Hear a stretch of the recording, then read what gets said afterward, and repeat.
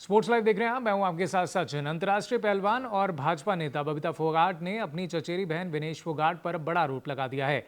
उन्होंने बताया कि उनके पिता महावीर फोगाट ने विनेश को बतौर कोच ट्रेनिंग दी थी, लेकिन उन्होंने कभी अपने चाचा का धन्यवाद नहीं किया।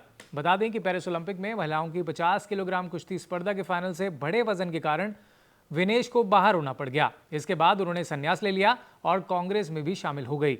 जहां साल 2014 में कॉमनवेल्थ गेम्स में स्वर्ण पदक जीतने वाली बबीता ने हाल ही में विनेश द्वारा महावीर फोगाट की सराहना न करने पर अपनी निराशा व्यक्त की। विनेश के पिता के निधन के बाद महावीर ने उनके कोच की भूमिका भी निभाई थी।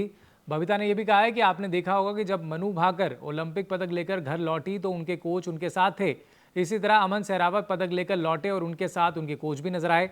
लेकिन जब विनेश लौटी तो दीपेंद्र हुड्डा उनके साथ थे।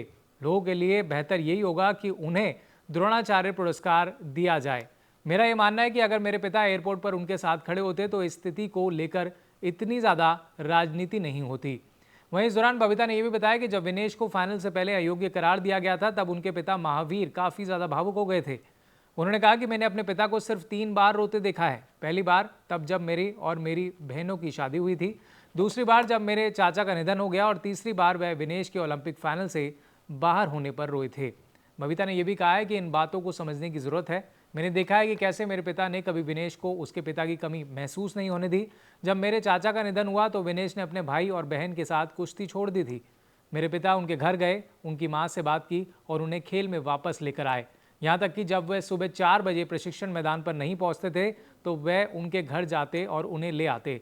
जब कोई प्रशिक्षण में इतनी मेहनत करता है और उसे कभी धन्यवाद नहीं मिलता है तो यह किसी भी कोच के लिए भावनात्मक रूप से समझ में आने वाली बात है। फिलहाल इस अपडेट में इतना ही। अगर आपको वीडियो पसंद आया तो लाइक शेयर कीजिएगा और साथ ही कमेंट्स में आप अपनी राय हम तक जरूर पहुंचाइएगा।